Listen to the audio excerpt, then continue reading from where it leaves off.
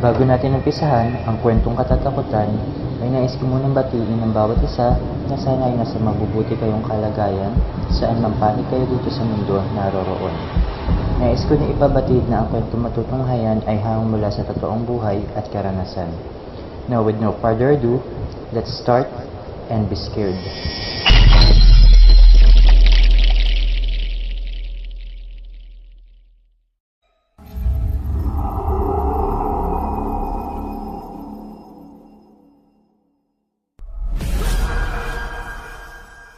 Magandang gabi po sa inyong lahat. Nais ko lamang pong magbahagi ng karanasan dito. Sana po ay mabigyan pansin ito ng mga admin. Maraming salamat po.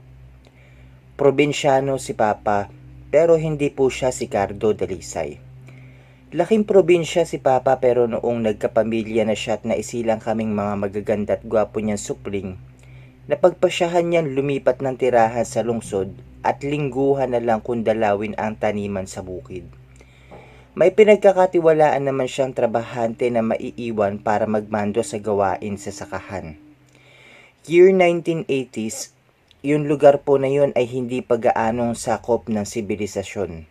Kakaunti pa yung mga bahay at wala pang kuryente.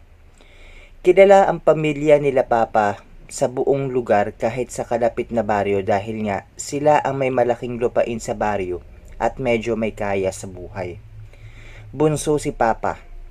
6 po silang anak na puro mga lalaki. Gustong gusto ni Papa na magkolehiyo para sana maging teacher. Kaso kahit kaya naman siyang pag-aralin ng mga magulang niya, ayaw siyang payagan sa kadahilan ng aksaya sa pera ang pag-aaral. Tama na raw yun na kapag high school sila't marunong na magbasa at sumulat. Walang nagawa si Papa. Alangan namang ipilit pa niyang makapag-aral. Wala naman siyang pera at pantustos. Lunes hanggang Biyernes, nasa sakahan sila ng mga kapatid niya. Biyernes ng hapon hanggang Linggo ng gabi, nasa galaan sila kasama ng isa niyang kuya. Laman sila ng mga sayawan at inuman. Madalas makipagbasagan ng bote pero mas madalas sa mukha. Naging sakit sila sa ulo ng kanilang lolo at lola. Isang araw po, may sayawan daw sa kabilang baryo. Maaga pa raw sila, nakagayak na dahil nga malayong lakarin na naman kaya mas maiging maaga pa sila pumaroon. May natipuhang bebot si Papa nung panahon na yun. Alam niyo yun, kahit na pagsasaka, gawain ni Papa, malinis at maporma ito sa mga tao kaya lapitin talaga ng mga bebot. Tagay raw muna sila kasama niya pa rin yung kuya niya at saka yung buong tropa nila. Hanggang sa yung bebot hindi na nakatiis, kating-kating na siguro nun. Lumapit at nakisali. Kalaunan, nadala niya sa sulok at alam nyo na, hindi pa naman uso yung AIDS dati kaya go lang ng go si Erpat. Pagkatapos ng pasarap nila, balik sila sa grupo. Natahimik na lahat. Ang iingay ng mga tukmol nung iniwan niya. Dumating pala yung kalaban nila Papa sa grupo at masaklap pa, syota nung leader yung bebot. Si Ateng, lumaki yung mga mata sa sobrang gulat. Siyempre magkalaban na grupo, nagpang-abot sa iisang lugar. Asahan na, rambulan na. Nakasugupa nila Erpat yung leader na mas malaki pa sa kanya. Malakas. Halos matanggal ngipin ni Papa sa lakas manuntok pero si Papa may alam din kaunti at may dala ding anting-anting. Ayun, sa pool si leader at natanggalan ng 2 ngipin. Mugto yung mga mata na kulay violet. Putok din ang labi. Nauwi nang wala sa oras sila Papa. Yung leader, kilala palang aswang. May nakakita raw na kapitbahay nila na kain ng taingan ng tao si leader. Pulang-pula yung mga mata at parang nakatira ng baygon. After nung encounter nila kay leader, laylo muna sila sa galaan. Pero yun na pala yung simula ng lahat. Sa bahay nila Papa, madalas kapag gabi daw, may mga pusang nagkikiringking sa bubong nila. Pag nasa sakahan siya, madalas may mabahong amoy at parang may mga nakatitig sa kanya. Pag naglalakad naman siya mag-isa, tila daw may nakasunod sa kanya. May alam sa pangontra yung pamilya ni Papa. Si Lola, tubong Dumaguete. Si Lolo, tubong Leyte. Kaya hindi makalapit yung sangga ng leader. Lumipas ang ilang taon, balik sa gala na si Papa. This time, kasama na niya yung best friend niya at ibang tropa dahil nag-asawa na yung kuya niya. Kampante na siyang gumala dahil nakulong si leader. Nandito yung nagbibisyo sila. Marijuana yung dahilan. Pero maling moves. Pagka uwi nila ng best friend niya, madaling araw na, nauna na sila dahil hindi uuwi yung mga tropa nila. Lakad lang sila. Nung malapit na sila sa may liblib na parte, may nakaabang sa kanila. Una, akala nila Papa tao. Pero napagtanto niyang hindi. Bakit? Ang lansa at ang baho raw ng paligid. Nawala yung kalasingan nila.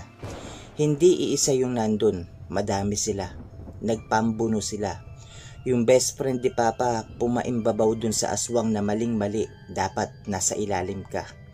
Ilang saglit lang, wakwak na yung tiyan ng best friend ni Papa. Takot na takot siya na makita niyang nalagutan na ng hininga yung best friend niya. Sa galit niya, inipon niya lahat ng lakas niya. Nasaksak niya ng paulit-ulit yung pumaimbabaw sa kanya. Wala na raw siyang pakialam kung natamaan man o hindi, basta unday lang siya ng unday habang umiiyak. Ilang minuto, nawala bigla yung mabaho at malansang amoy, kasabay ng pagkawala ng parang mga ibon na umatake sa kanila. Ilang minuto din, nagsidatingan yung mga nakasunod nilang tropa. Sigaw raw sila ng sigaw na wag na silang tumuloy dahil nakita ng tropa nilang isa na habang pauwi sila ay may nakasunod kaya dali-dali din silang sumunod pero bigla raw silang nawala sa liblib na parte. May mga flashlight silang dala. Inilawan na nila lahat yung parte na liblib na yun pero wala raw sila Papa. Akala raw nila nagtago. Dali-daling tumayo si Papa para i-check yung best friend niya. Pero laking gulat niya. Nandun sa isang sulok si best friend tulog na tulog. Nagising lang nung nag-ingay na sila Papa. Takang-taka sila Papa paanong buhay at humihinga yung best friend niya nakita niya ngang wakwak yung tiyan at kumalat sa lupa yung laman loob at nalagutan ng hininga. Sabi ng best friend niya, naiihiraw siya kaya sumaglit sa gilid. Tinawag niya si Papa pero para daw timang si Papa kasi dire-diretso lang na naglakad. Kaya sumigi na siya. Pagkatapos niyang umihi, may biglang hangin na malakas na dumampi sa mukha niya. At yun, nakatulog na siya, yakap yung mga damo. Distraction o linlang. Yun yung nangyari. Totoong nagpambuno sila nung ibon at si Papa. May mga sugat nga siya Naniwala yung mga tropa at best friend ni Papa sa kanya kaya napagdesisyonan na wag na tumuloy pa uwi. Hintayin na lang daw na magliwanag. Pero sabi kay Papa, bisitahin daw yung leader kinaumagahan. Biyahing bayan si Papa kahit madaling araw pa. Dumating siyang mag-uumaga na. Nung pwede nang tumanggap ng dalaw, ayun, sinabi niya ang pangalan ni leader. Nagdahilan siyang kamag-anak. Pero hindi pwede si leader. Nasa may klinik ng bilagguan raw. Nasaksak. Di sabi niya baka pwedeng makita. Dahil nga kamag-anak yung pakilala niya, pinayagan. Ang daming saksak nung leader. Naghihingalo na nandatnan niya. Sabi nung nurse, nagkagulo kaninang madaling araw yung sa selda nung leader. Nadatnan nila nakahandusan niya si leader pero ni isa sa mga preso walang may hawak na kutsilyo. Lahat parang kakagising lang. Nung makita niya si Papa, para siyang nadudumi at natatakot na ewan na hindi maintindihan. Kinamusta ni Papa yung leader at nagdahilan siyang aalis na para ipaalam sa mga kamag-anak. Hindi pa siya nakakalayo, nagkagulo na dun sa kwartong yun. Namatay yung leader. Mula nun, hindi na nagala pa si Papa. Nainom pa rin pero sa bahay na. At nakilala niya rin si Mama na pinsan ng best friend niya. Madalas pa rin nagpaparamdam si leader sa panaginip kahit wala na daw siya. Dinadalaw niya si Papa. Bangungot, kumbaga. Kahit may pangontra na kami, sige pa rin siya.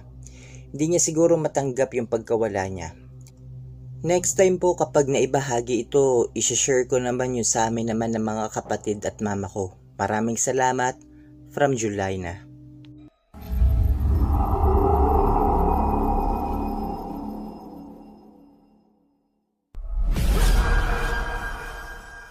Magandang gabi po sa inyong lahat. Ang kwentong ibabahagi ko po ay tungkol sa tita ko at sa mama ko. Year 2016 noong maospital yung pinsan kong si Janjan, hindi tunay na pangalan. Dito po sa Cavite City, hindi ko na rin babanggitin yung pangalan ng ospital pero kilala at magagaling ang mga doktor. Nagka-pneumonia kasi yung pinsan ko pero magaling na siya ngayon. Yung katabi niya sa ward mga bata rin pero dadalawa pa lang silang nandoon. Yung bata doon ay malala yung sakit niya. Habang nagbabantay si mama at si tita, nakita nilang namumutla si Janjan sa di nila alam na dahilan. Pero nagulat raw sila nung ituro ni Janjan yung bintana sa gilid. Bale, sliding po yung bintana. Kitang-kita nila yung manananggal at nakalabas yung mahabang dila at nakatingin doon sa isang bata na malapit doon sa may bintana. Siya nga po pala, namatay po yung bata dahil na rin siguro sa takot kasi halos harap-harapan niya nakita yung manananggal. Pero bago raw yun mamatay, tinitignan maigi yun ng manananggal hanggang sa mapansin na nakatingin sila mama kaya biglang alis nito.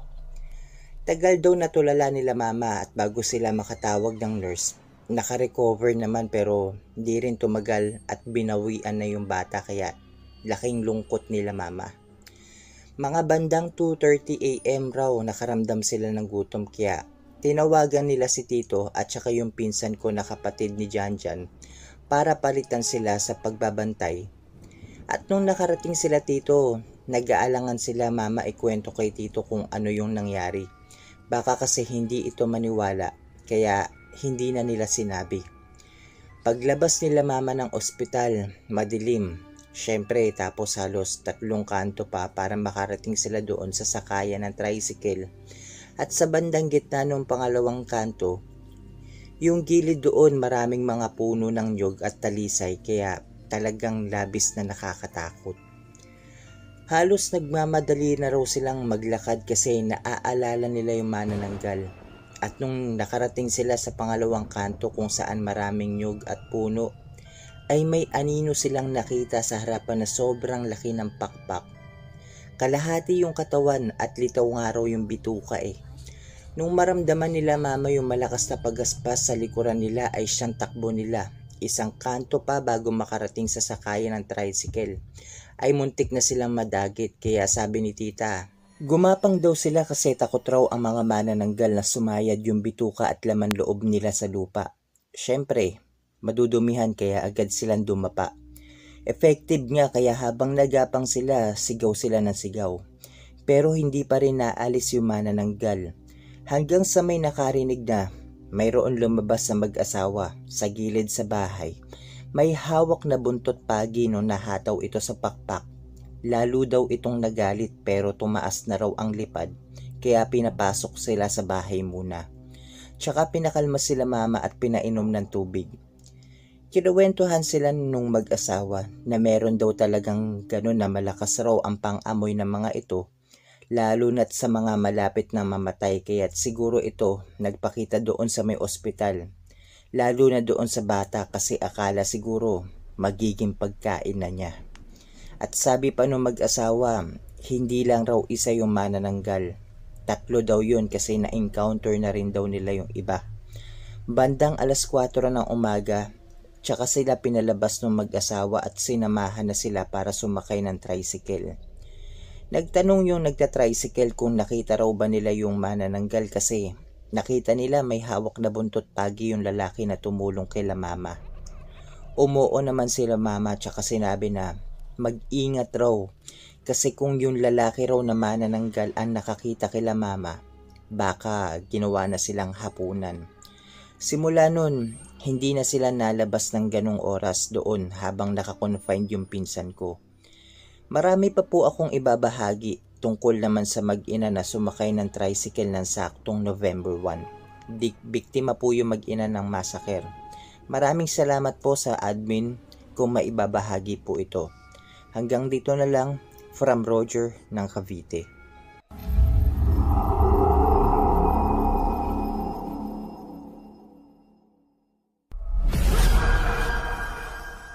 Magandang gabi po sa inyong lahat.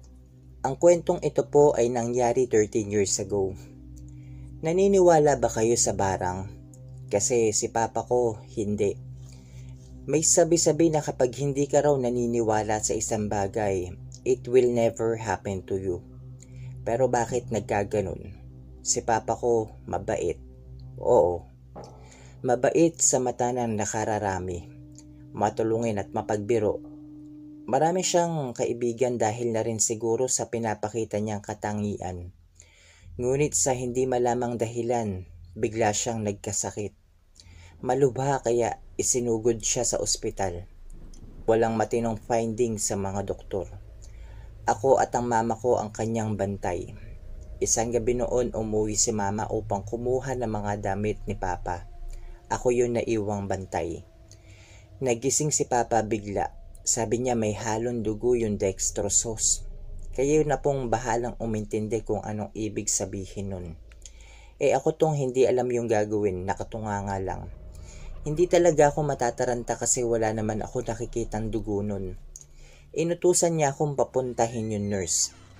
Ayun, pagdating ng nurse, tinignan ang host na wala talagang dugo, tsaka inayos na lang ito. Taod-taod o lately, may tinuturo siya sa may bandang kisame. Nakikita niya raw yung mga mukha ng yumao niyang kamag-anak. Tinuturo niya ang mga ito. Noong mga oras na yun, gustong gusto ko siyang iwan. Nanlalamig na talaga ako nun sa takot eh. Ano bang magagawa ng isang katulad ko na 13 years old lang? Panay ang hiling ko na sana dumating na si mama. Dumating naman siya kasama ang mga relatives ni papa. Napagdesisyon na nilang ipaalbularyo si papa dahil na rin walang katuturang gamutan ang nangyayari sa ospital.